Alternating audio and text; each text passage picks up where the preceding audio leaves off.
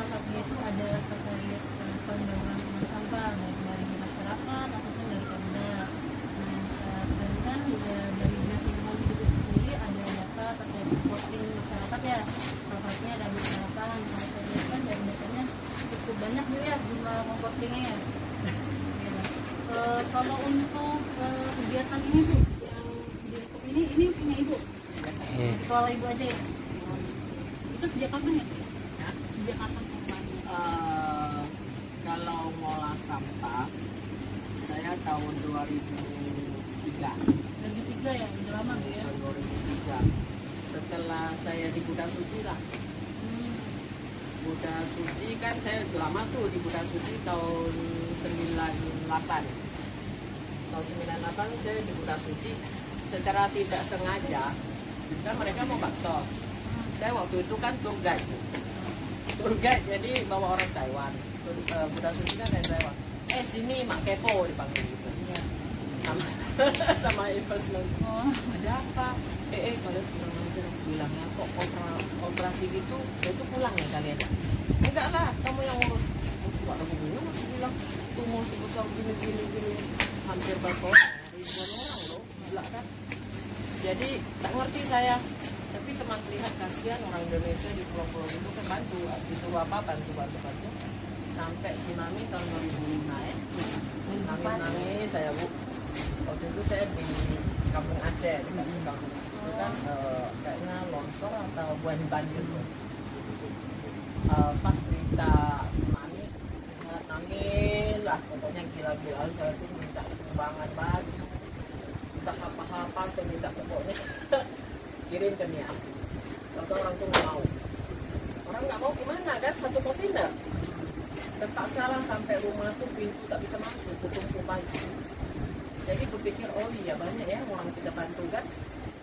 Telepon masih zaman Nokia, sini yuk satu bodi 20.000 per jual dananya dapatlah kayaknya 11 juta berapa juta duit kan gitu kan, banyak duit dapat duit kan.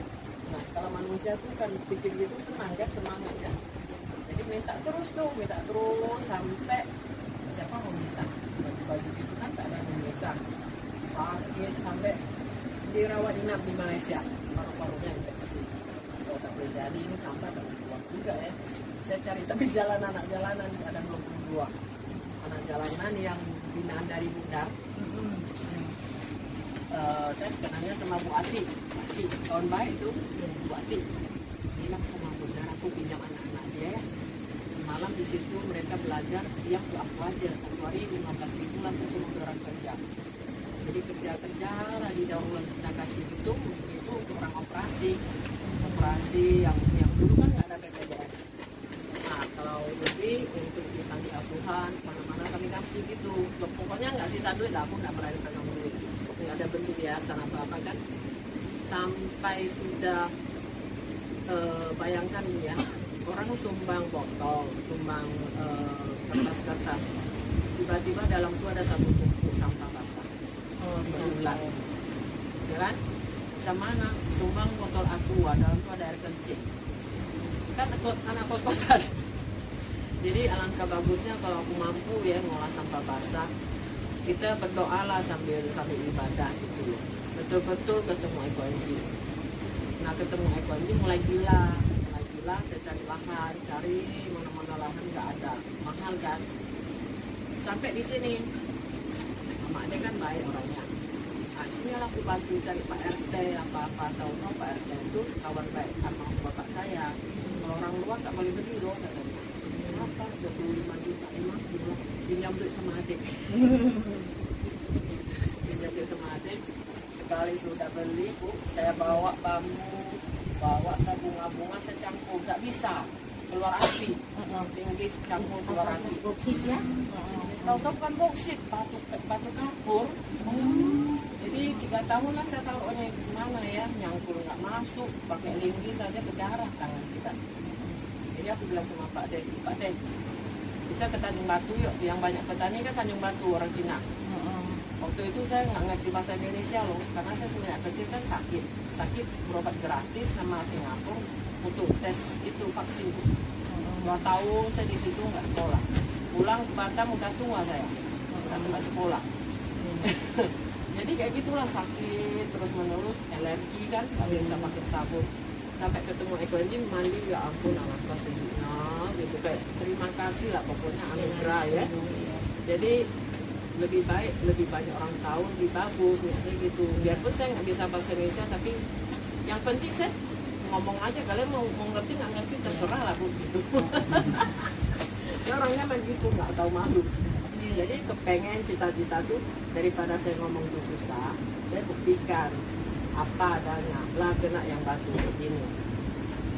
Udahlah, selepas saya ajak Pak De ke Tanjung Batu, yuk Tanjung Batu 2 tahun. Semua kegiatan saya berhentikan.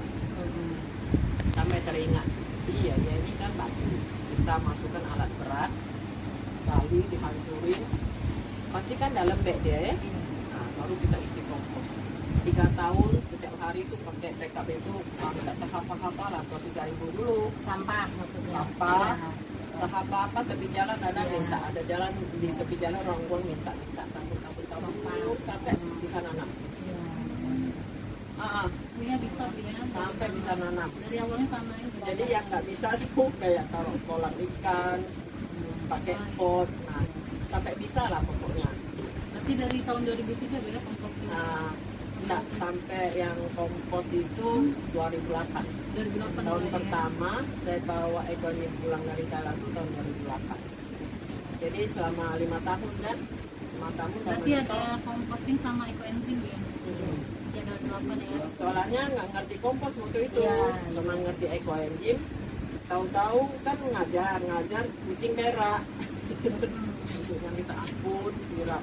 Pak Denny lah yang siram. Lah kok hilang kau kayak kucing? Siram dengan ekoenzim. Kok tiba-tiba hilang. Jadi sekarang kita di sini Bu, lagi berubah. Kayak kucing di sini mau lari nggak bisa. Pas disiram ya.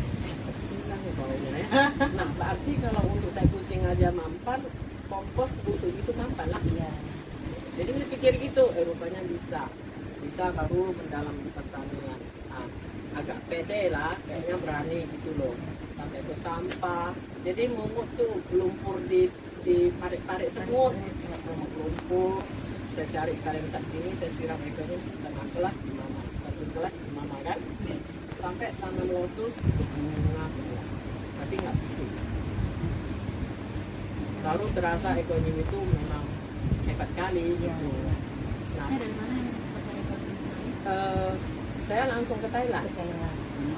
Langsung ke Thailand sama Dr. Oh, ibu Rosiko. langsung belajar. Iya, penggagasnya. Memang memperdalam gitu. Dalam dari ibunya sendiri ya. Berarti. Iya. 9 hari lah di situ. Ada juga dari Malaysia. Dokter Dia itu murid dia. Iya. Ya, Dokter Joen sama saya duluan dia 1 tahun lebih. Jadi saya bawa lah ya pasien-pasien sama anak-anak jalanan foto tuh dulu kan masih musim zaman USD. Aduh, aku tak bisa loh sampai kayak gini potongan ini nggak loh, tak padat mau dia dokter. Yang penting siap ekoenzim aja gitu loh. Ya loh katanya. Yuk lah kita kalau diizinkan kita ke sana ya aja lah. Langsung pergi. Sampai di sana orang bahasa Inggris aku nggak ngerti. Main agak-agak. Jadi siang tuh mereka nggak apa-apa nggak ngerti, malam tolong translate ya. Dulu kan ada Walkman Bu. Iya. Ini apa ini apa ini. Jadi dijelasin, bikin katakan. Dari tanam. Jadi pulang kan masih banyak yang nggak ngerti. Jadi almarhum suaminya Dokter Joen itu memang rajin dia praktek. Oh, udah meninggal suami Dokter Joen. COVID dulu kan. Iya. Oh, kena COVID. Iya. Jadi itulah Saya sering kalau ikut ngerti, dengan ibu ini seminar Dokter Joen itu ada ke Batam 3 hari. Dia pakar untuk itu muridnya Dokter Rosukon itu pakar ekoenzim. ekoenzim bisa sampai saat ini begini kembang ke internasional lah. Itu memang dari jasa dari Dokter Joen. Iya. Kalau Dokter Rosukon dia hebatnya itu di bidang terapi, pengobatan, naturopati, hebat ya. Suaminya itu Bu orang lumpuh total. Cuman ini aja yang bisa diobatin sampai jalan kerja ya kerja ringan. Tapi udah meninggal juga sih karena udah lagi juga ya. Bekerjain suaminya juga kemarin sakit emang ya. Iya, dia memang pasien kanker. Iya. Udah perpanjang 21 tahun. Iya. Semua.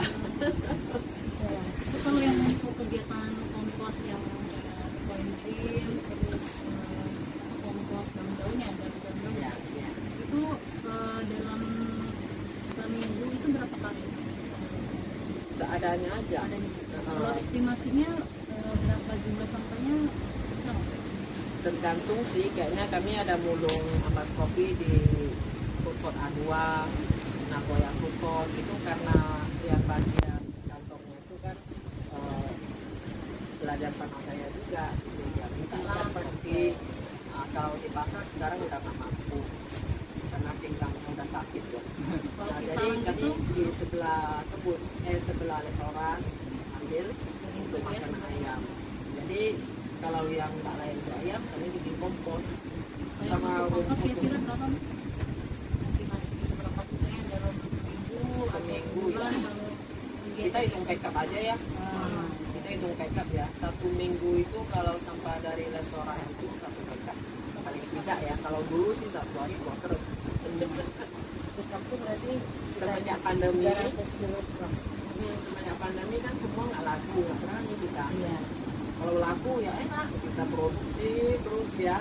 Bahkan tidak ada. Jadi semenjak pandemi nggak berani kita. Tapi belum nanti ini lagi itu lagi ya. Kenapa yang baik?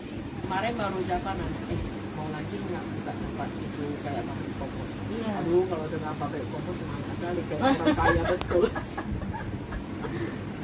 Memang ibu ini satu mobil tadi per hari atau per minggu? Kalau sebelum pandemi 1 truk, paling tidak 1 hari itu 1. Kalau dari tahun 2021 Semenjak inilah 3 tahun ini 1 hari ya paling 1 backup. Kita kumpul sama-sama Hari di, ya. di kebun kita ya. Kebun kita kan kita masih banyak yang netap gitu, ada kulit kacang kedelai ibu ambil, ibu ada yang gini kita jemput. Jadi pergi pulang itu dari sini pulang ke Nangor ya nggak pernah kosong sih mobilnya, ada aja sampai nggak ada itu luar karangan ini rumput-rumputnya kita kok masih tidak pernah diolah semua. kayak ada pabrik kokopit ya, bu kami ada kokofiber mau berapa, diambillah 100. Oh ini soalnya kami ada kelompok tani, ada kelompok tani di Cate, kita ada punya satu lagi di Cate. Nah di situ kami tanam tanaman tua. Kalau si Gideon kan ketua kelompok tani itu dia tanam sayur organik. Kalau Buati dia berencana buka agrowisata. Jadi kalau besok datang ini bunganya habis bawa ada 2 lori. oh ini Udah dibawa. dijual juga Bu ya? Kalau besar jual atau memang mereka yang tanam organik juga mana belajar ya ada. Kalau untuk hasil komposnya sendiri itu untuk ini sendiri, untuk iklan sendiri atau dijual? Biasa kita fokus di pameran. Dia nanti info kemarin udah ke situ survei ya. Bu kami rencana bulan apa kami udah resmi. Nah sebelum itu, nah kalau udah info itu kita udah siapin rencana pot apa kita stek semuanya berapa banyak gitu. Jadi kalau dari dijual Bu ya kalau Saya sistem borong. sembarang gitu. Sistemnya gini, contohnya 5 juta atau 10 juta atau 3 juta. Kamu harus belajar bikin PSB, PSNAP, POC dari ekonom semua. Sudah itu tanaman ini saya rasa udah cocok untuk dia, semuanya angkat. Mau 3 lori ya angkat, mau 5 lori ya angkat. Kayak sekolah apa-apa ya, 5 drum. Ekonom sudah itu tanaman berapa pot? 120 pot. Udah 120 pot saya siapin. Tapi kasih waktu saya 3 bulan. Jadi saya biasa sih gitu. Kalau hitung 1 pot 2 pot sih kayaknya jangan. Iya. Kecuali rasa udah terlalu banyak, saya mainnya di Facebook paling 5 pot aja. Kalau berdagang kayak gitu udah berat. Kalau pameran kemarin saya bawa 1 backup penuh itu Habis. saya jual hari pertama hebat, kedua hari saya kasih semua orang, Oh. malas buat pulang. Iya. Free lah ya. Ya free. Ada juga pameran juga. utamakan yang edukasi lah. Edukasi. Kalau tiba-tiba datang mau beli bunga ya nggak apa-apa sih. Ya kan, contohnya yang Petrong itu hotel dia semuanya indoor, tapi ambilnya yang bibi indoor. Jadi bibit saya itu di mana? Tapi saya tahu semua selip-selip dan kayu-kayu. Kalau pesanan yang dari luar itu dari mana aja? Kebanyakan yang teman-teman dari Facebook sudah itu kalau yang di Batam aja, yang di Batam, Bu saya mau kunjung lah, saya mau belajar lah. Baru Kalau yang masih kompor tadi yang borongan tadi udah ikut sama pokoknya. Mungkin satu PK yang udah suci ya Bu Wendy ya. Mau gimana gitu loh. Saya ke rumahnya lihat dulu, lihat misalnya gimana, kurangnya apa. Saya nggak langsung harus beli kompor sih.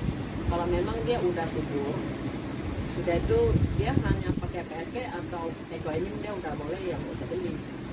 Suruh dia ngolah sampah dari dia situ aja. Yang sampah dari daun pisang, dari daun-daun dia situ, nggak usah beli Bu. Saya bilang, nih karyawan kamu perlu betul-betul 1 hari atau 2 hari saya ajarin. Jadi tunjuk. Paling nanti video call sekali 2 kali mereka udah bisa. Edukasi karena berarti nggak bisnis, Iya. nggak pure bisnis. Ya, kalau kayak gitu nggak bayar sih. Kecuali memang saya lihat waktu tanah ya kita pegang aja udah kayak batu. Itu baru.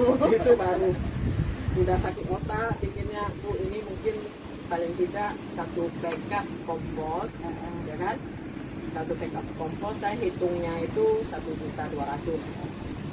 Nah itu pure ya kompos ya. Orang jualnya 1 gini udah 50.000, ini 1.200.000. Nah, jadi kompos kan banyak macam ya, yang untuk tanaman sayur, tanaman buah, tanaman tua itu beda semua campurannya. Nanti kita lihat lagi lapangannya itu cocok apa. Contohnya ada paret sekelilingnya, mungkin ya cocok ya tanam pepaya. Ya pepaya nggak bisa dia pakai ekoenzim, dia harus pakai susu. itu ada campuran lagi ya. Jadi yang kita ajar itu dia adalah untuk bikin protein. Kalau ekoenzim nggak mempan, nanti rugi dia, daunnya kuning semua. Jadi kalau dia cuma tanam sayur aja 2 bedeng di rumah untuk anaknya autis gitu kan, kayak rumah ya udah itu kan ada 10 meter kali 2 meter. Tanamlah sayur, cabai. Saya kasih dia 20 karung kompos. Nah, itu udah nggak usah bayar. Ambil lidah buaya, ambil. Kadang orang tuh segan, udah panen dia kasih kita lagi Bu. Hasilnya. Jadi ada beberapa Ada timbal balik lah. nggak tepi jadi harus kita nanti. Jadi udah jadi lagi. Nah gini, kayaknya kamu nggak usah deh belajar apa-apa. Kamu piara ayam 2 ekor. Dari tele ayam tuh kamu korek-korek, kasih ekoenzim biar nggak bau ya, nggak berulat kan. Udah kabur di bawah pohon gabus itu. Ada mangga, ada pepaya kan, ada cabai, tomat. Udah wes nggak usah belanja sama saya lagi lah. Yang penting sampah itu kan semua ibu olah. Yang penting sampah semua diolah. Diolah. Yang ekoenzim ada. Ada ekoenzim banyak saya. Biasanya dari buah apa atau sayur? Saya nggak tentu. Kalau pas kulit lunas, contohnya kemarin murid saya kan banyak ya, saya mau ke Karo tanggal 10. Di Karo itu pas panen, saya mau bikin kelas engine. Bang, kirimlah ada 200 kilo yang organik lunasnya. Nah, pas ada kulit lunas itu saya bikin, nanti saya campur lagi kayaknya lengkuas, daun apa tuh, daun putih, apa-apa, saya panen, saya bikin. Jadi rutin itu ekoenzim saya yang bisa saya kasih orang paling tidak itu bisa baru atas di bawah tempat tidur saya pun 1 ton lebih. Kalau pakai itu enzimnya. Itu yang 5 tahun ke atas sambil tidur ya. Saya dulu kan sering bisa karena Sebelumnya itu. jadi karena dia banyak ion oksigen. Iya. Sudah itu tabrak mobil, saya nggak bisa angkat barang apapun gitu. Karena sebelah badan ini udah kayak lepas, tulang roda udah lari semua. Jadi ya tidurnya begitu, coba lihat ya. Tidur kenapa? Biasa-biasa di belakang sudah ada 2 drum, 3 drum, di belakang. Ini kandang anjing lagi ada berapa gitu. Habis gitu. Taruh di bawah gitu ya. Iya. Betul. Jadi napas kita pun rasanya lega gitu. Untuk cuci piring pun kolam air cuci baju, air cuci piring tuh langsung ke kolam, ikan nggak mati. Ikan pun nggak pernah dikasih makan. Karena kalau ekor nyim dia suka tumbuh kayak lumut ajola itu ada kolam kaca itu kan. Penuh ajola itu sama rumput ikan. Saya nggak pernah Jadi kita makan itu. dia sering makan itu. Kita desain ekosistem lah untuk dia. Di bawah tuh kita taruh paralon. Nanti kan ada udang bisa bertelur, ada cacing, ada lumpur. Kita cuma campak paralon, mereka kembang dia suatu ekosistem. Yang penting nggak nampak terapung mati gitulah.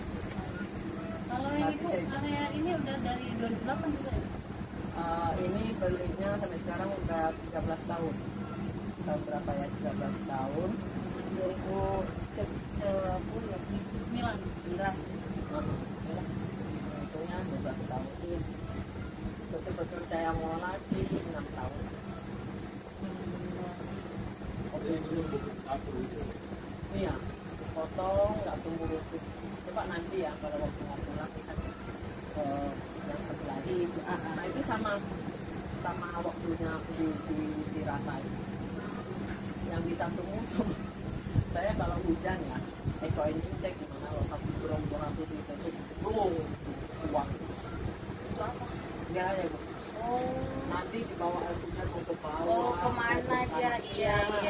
Dia Makanya sering saya bilang ya, kalau hujan di grup WA saya itu, oi siram ekor ini, siram Jadi terbawa dia ke air kemana dia? Jadi kalau hujan dia kan bawa lari, bawa masuk lagi ke akar sampai dalam dalam. Jadi ini kan tengah ini kandang ayam kan, jadi saya buangnya dari sini sebelah sini saya buang, gitu. Nah, kalau lama nggak hujan ya terpaksa lah ambil ampasnya ketabur di bawah pohon. Jadi nggak bau kali, ada lah bau sedikit ya dia, tapi nggak kayak orang kandang ayam tuh penuh lalat, bau. Paret cuci piring aja nggak ada bau. Di belakang rumah pas kita tidur di situ, kalau sudah ada belasan tahun. Saya takut dengan itu ya. Ya bu, mungkin itu pertanyaan saya. Mungkin terkait pengongkosan ini. Bisa dibaca atau kurang nanti saya lihat. Foto sedikit lah untuk kenang-kenang. Iya. Foto. Pakai itu ya, Bu, ya, apa? Gula merah. Saya pasti pakai GMT, gula merah tebu. Gula merah tebu. Nah, saya nggak pakai gula yang lain. Bukan gula aren. Lebih baik ya, Bu, ya. Saya pernah pakai gula aren, saya pakai gula putih, saya pakai molase. Molase ada satu kotak lagi. Datang. Jadi, jadi saya kan piara ayam, piara apa, saya tes siram ke kotorannya. Jadi kan mau jadi saya kalau itu perkembangan yang kita buat 3 bulan, sudah itu kalau simpan 3 atau 5 bulan itu bisa. Dia kayak nggak ada bau. Sudah itu kalau diencerkan dia jadi busuk. Tapi kalau yang ini, kalau yang ini makin lama dia makin wangi. Molase ya. Oh, makin masuk. Itu jualan cairan gitu ya? Kering. Enggak, saya yang kering. Oh, Lihat dulu ini ya. itu dijual Di tebu sendiri kan banyak tebuan. molase namanya. Mereka bikin bukan gula merah. Gula merah Gula tebu. awar. Hah? Gula awar. GMT gula merah tebu. GMT itu kami yang kasih nama. Oh. Kalau di Jawa gula awar, di Medan, Padang gula saka, gula sako. Dan tebu. Yang penting dia menghindari tebu. Lampung ada. Banyak, cuman kirim ke luar negeri rupanya mereka tuh jual ke luar negeri itu 8.000 sampai sana 90.000. Ini ke saya 15.000, sudah tuh ongkirnya mahal, Iya. ongkir 22. Iya betul. Mahal di ongkir. Rupanya gini Bu, harus pesan 1 ton. 1 ton ongkirnya di bawah 5.000. Pakai truk ya. Pakai kapal. Iya. Kalau gula ini ya. Ada juga anggota juga sini banjir. banjir Bu, gimana ekor ini saya udah habis, saya kirim lama loh, ada gula nggak ada gitu. Ambil di sumur yang nggak layak minum, dan kan kabut nih. Taruh sumur kamu semua tutup dengan koni kayak terpal, tutup 3 hari kamu buka. Waduh, semangat ya. Bisa aku bilang, jadi anggap sumur itu adalah drum engine. Jadi air yang kotor-kotor itu tabur ini dia mengurai langsung. Jadi nggak ada Hanya ini aja. Ya, ini Bu orang kami dulu ya. Kenapa saya bilang tidak boleh pakai gula lain, pakai ini.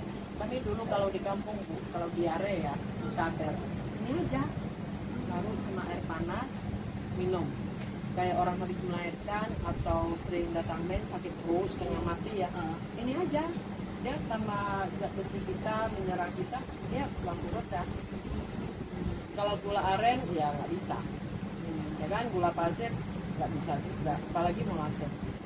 Sering gagal ekonominya, sering gagal. Saya bilang saya nggak mau. Gagangnya gagal. tuh dari mana Bu? Dia baunya itu kayak bau sepinting. Oh.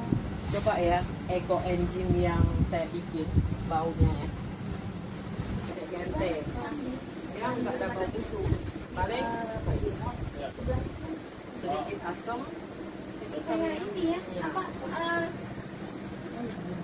Aduh, nak jadi. Oh, ini dari buah aja atau sayur Kayak campuran bisa sayur? diminum ya? Jadi bisa diminum. Oh, ini campuran apa Bu?